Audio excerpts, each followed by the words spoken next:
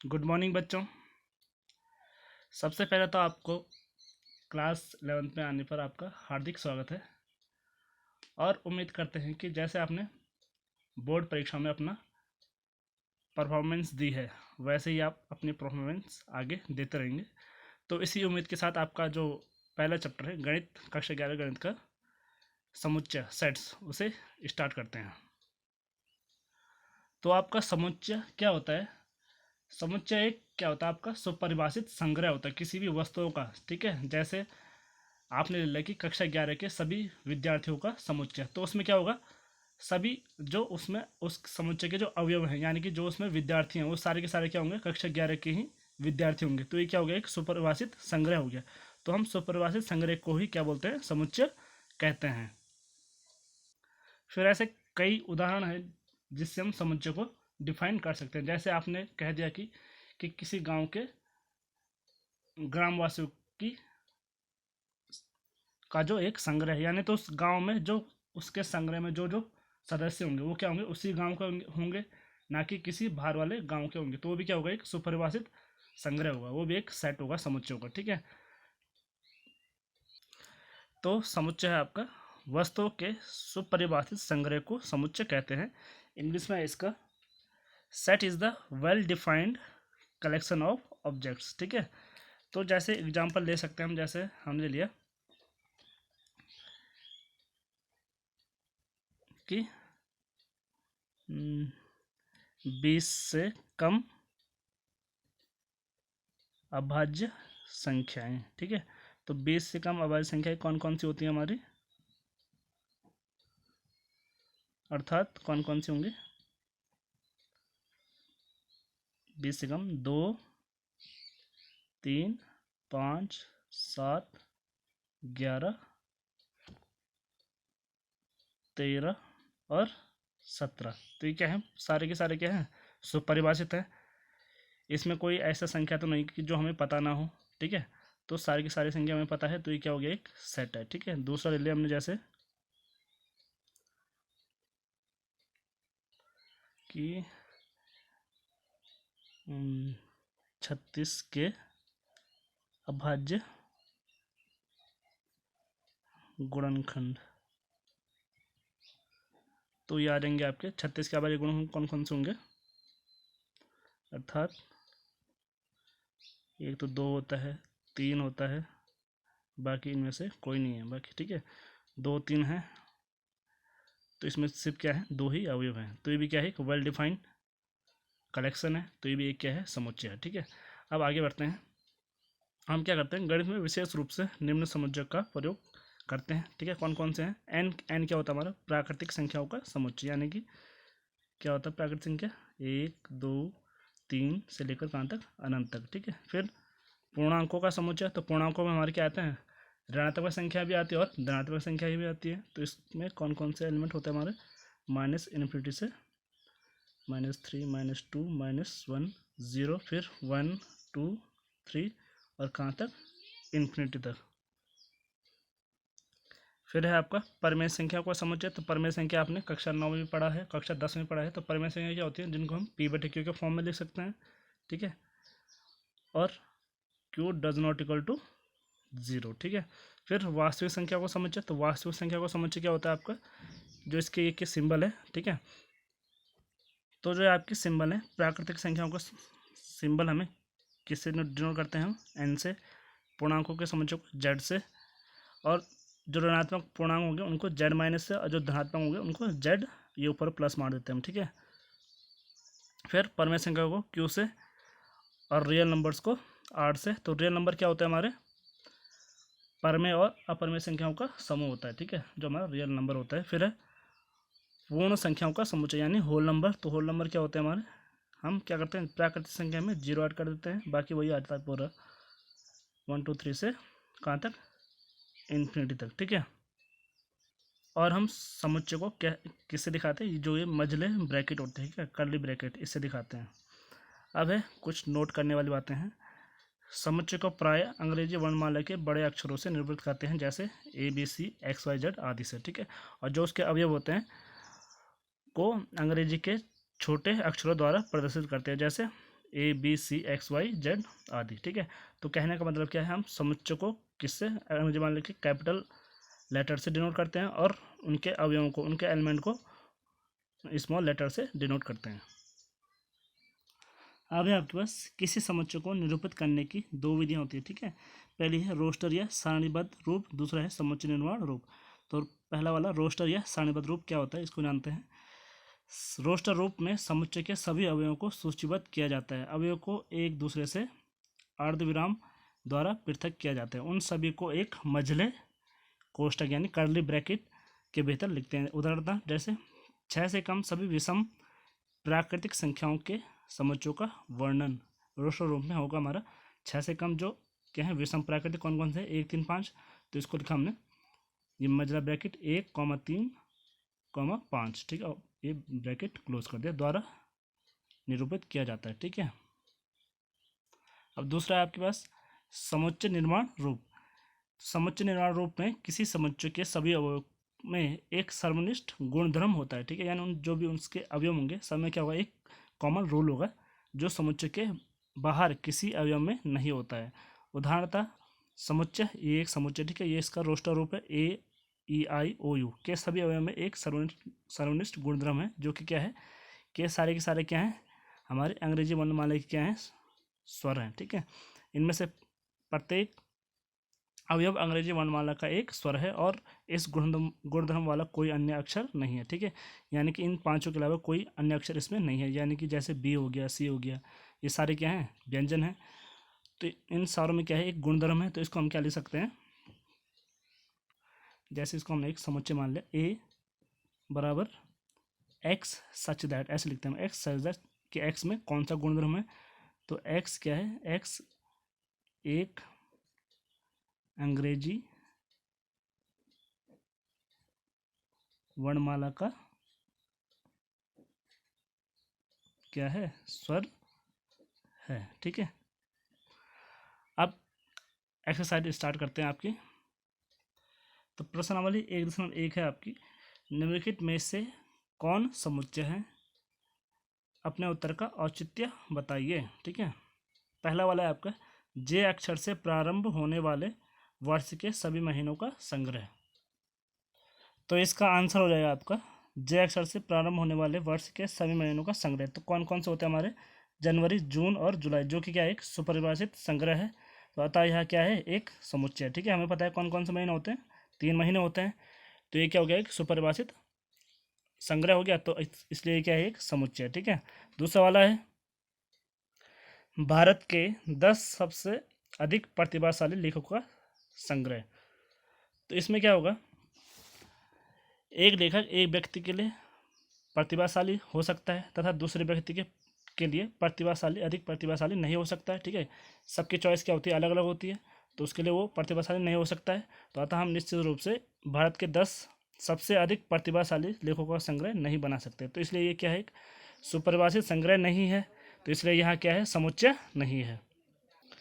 अब फोर्थ वाला आपका है आपकी कक्षा के सभी बालकों का संग्रह। तो फोर्थ वाले में क्या होगा कि जो आपकी कक्षा के जो भी विद्यार्थी होंगे वो सब क्या होंगे हम आसानी से बता सकते हैं।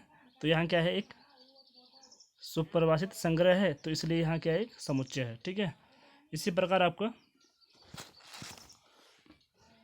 जो तीसरा वाला क्या है आपका सेम सेकंड वाले की तरह है।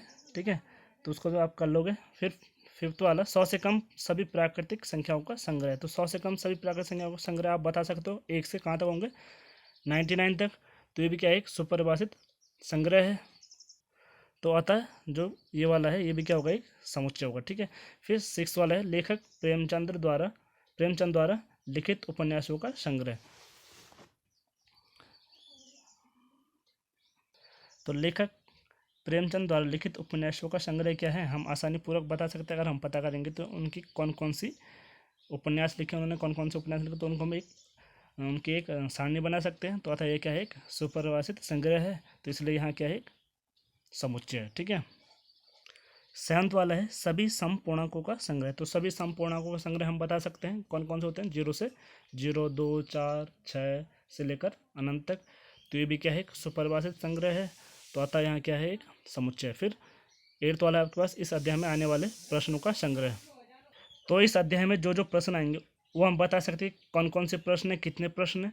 तो ये भी क्या है, एक सुपरिभाषित संग्रह है, अतः यह भी एक समुच्चय है। ठीक है। 9th वाला विश्व के सबसे अधिक खतरनाक जानवरों का संग्रह। तो विश्व के सबसे अधिक खतरनाक जानवर क्या होंगे, किसी के लिए कोई किसी जानवर से डरता होगा, अगर कोई दूसरा है तो उस जानवर से नहीं डरेगा। तो सबके क्या है, अलग अलग जानवरों से डर लगता होगा, तो इसलिए उसके लिए वो जानवर खतरनाक होगा, दूसरे के लिए दूसरा जानवर खतरनाक होगा।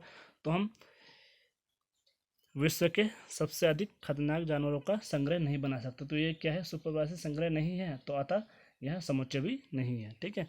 सेकंड वाला, मान लीजिए ए बराबर ये समुच्चय है, 1 2 3 4 5 6 रिक्त स्थानों में उपयुक्त प्रतीक, इसको हम क्या पढ़ते हैं, एप्सिलॉन। और ये क्या है, एप्सिलॉन यूनानी प्रतीक है आपका, ये आपके पास फिजिक्स में है एप्सिलॉन और एप्सिलॉन नॉट। ठीक है। तो इसमें यहाँ गणित में इसका यूज किस में करते हैं हम, बिलोंग और डज नॉट बिलोंग। ठीक है, भरी है। ठीक है, तो करते हैं। ठीक है, तो आपको मैंने क्या बताया था, एप्सिलॉन क्या है, एप्सिलॉन। एप्सिलॉन ये क्या है, यूनानी प्रतीक है आपका।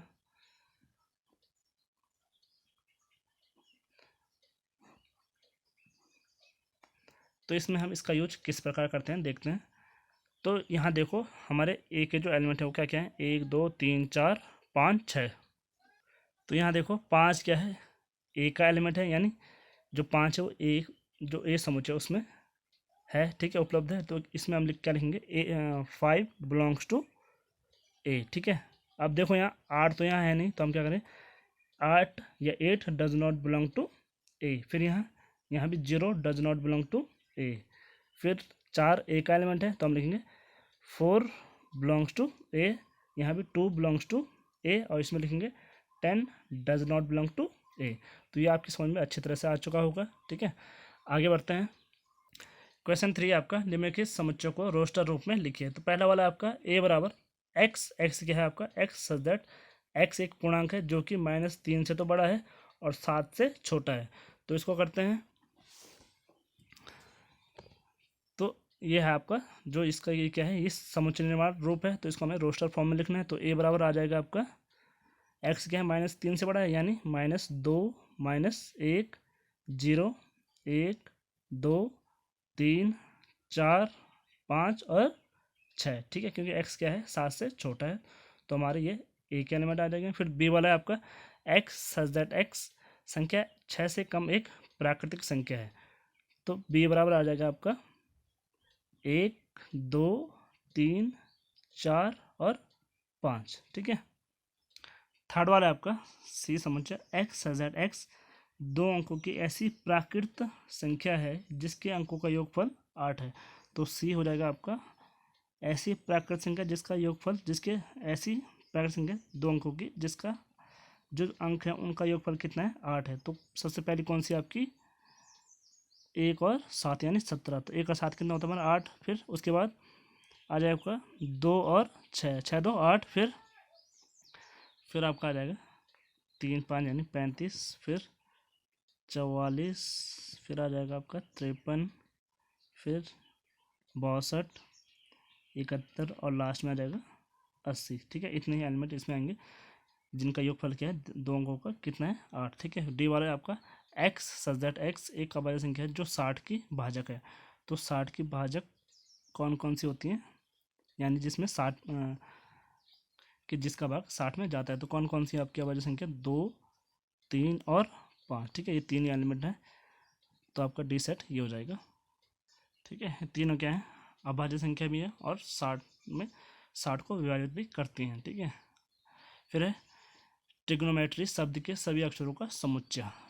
तो इसमें हम क्या करेंगे, जब हम उसका रोस्टर फॉर्म लिखते हैं तो उसमें सिर्फ जो एक जो अक्षर होगा वो क्या होगा, एक ही बार आएगा। ठीक है, जैसे टी इसमें 2 बार है तो एक ही बार आएगा, टी। फिर आर, फिर आई, फिर जी, फिर ओ, फिर एन, ओ आ गया। ठीक है, अब ओ नहीं आएगा। फिर एम, फिर आपका ई, टी भी आ गया, आर भी आ गया, अब आएगा वाई। ठीक है, तो इसका आंसर ये हो जाएगा। ठीक है, तो इसमें क्या है, कोई भी एलिमेंट कोई भी एलिमेंट क्या है 2 बार नहीं है, ठीक है, एक ही बार है। फिर ये वाला एफ बराबर बेटर शब्द के सभी अक्षरों का समुच्चय, तो एफ आ जाएगा आपका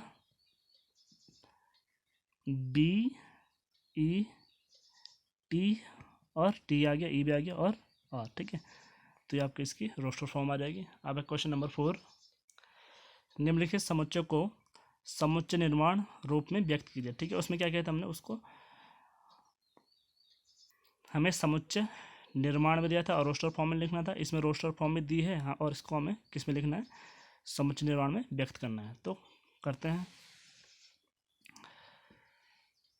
तो पहला वाला इसका समुच्चय 3 6 9 12, तो इसको हमने ए मान लिया। तो इसमें 3 6 9 12 ये सब क्या है, 3 के गुणज हैं, और किससे कम है, 12 तक है, यानी 15 से कम है। तो इसको लिख सकते हैं एक्स जेड, एक्स एक प्राकृतिक संख्या है जो 3 का गुणज है, और एक्स क्या है, किससे छोटा है, 15 से छोटा है। फिर यहाँ देखो बी वाले में जो इसका दूसरा है 2 4 8 16 32, तो इसमें क्या है, सब 2 की घात के रूप में है, ठीक है। तो इसको हम ये ऐसे भी लिख सकते हैं कि 2 की घात, ये 1 हो गया, ये 2 की घात 2, 2 की घात ये 3 ये है, ये 2 की घात 4 है, और 2 की घात 5 है, ठीक है।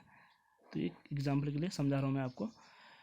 तो कहाँ तक है, 5 तक है, तो इसको हम इस प्रकार लिख सकते हैं कि एक्स सच दैट एक्स बराबर क्या है, 2 की घात n, और n का मान क्या है, लेस देन इक्वल टू 5, 5 से छोटा और 5 के बराबर, यानी 1 से 5 तक है n का मान। तो जब n का मान 1 होगा तो ये आएगा, n का मान 2 होगा तो 4 आएगा, n का मान 3 होगा तो 8 आएगा, n का मान 4 होगा तो 16 आएगा, और n का मान 5 होगा तो 32 आएगा।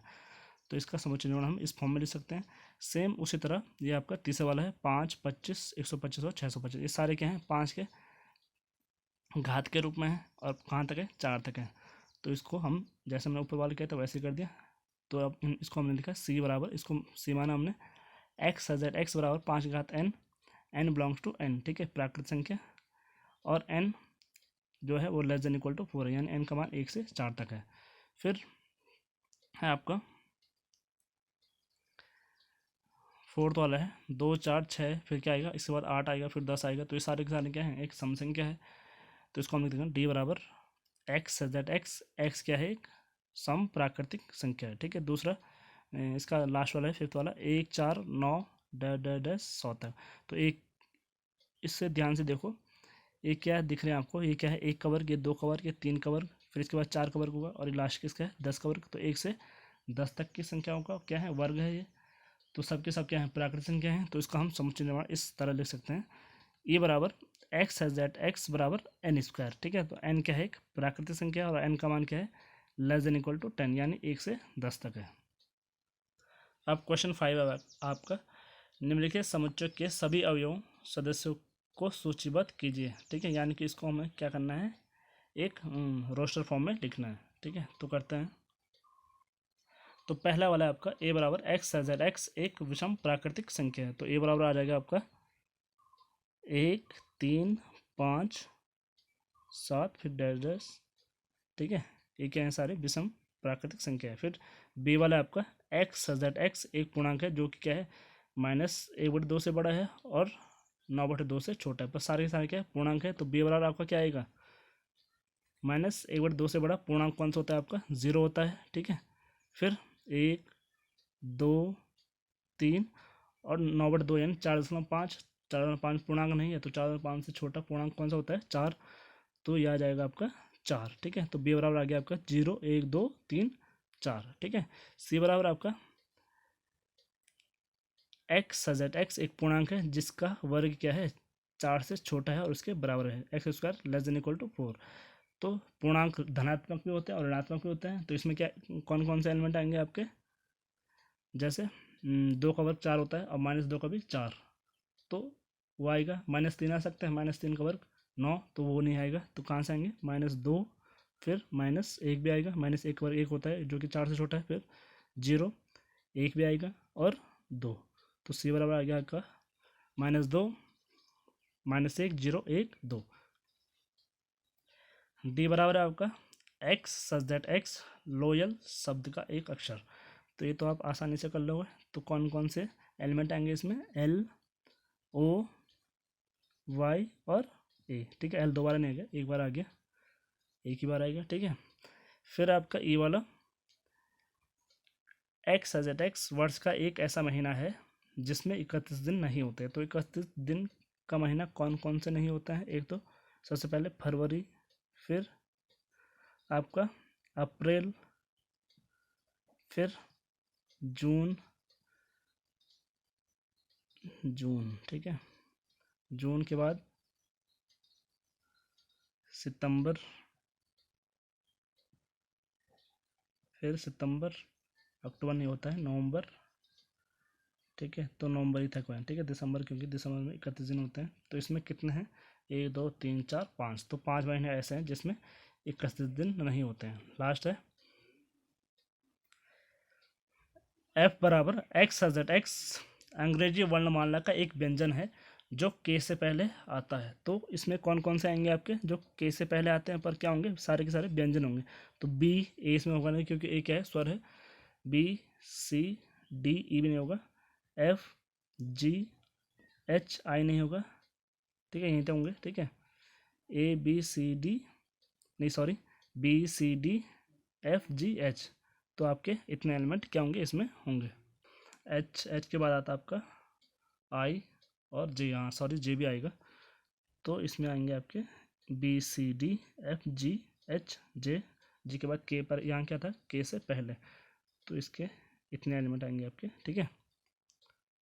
अब इसका क्वेश्चन नंबर 6 आप कर सकते हो। इनको क्या करना है? हमें मैच करना है। तो इससे आगे आपने सीख दिया है कि हम किसी भी रोस्टर वाले समुच्चय को उसका समुच्चय निर्माण कैसे करते हैं, ठीक है। तो ये आपके लिए होमवर्क है, ठीक है।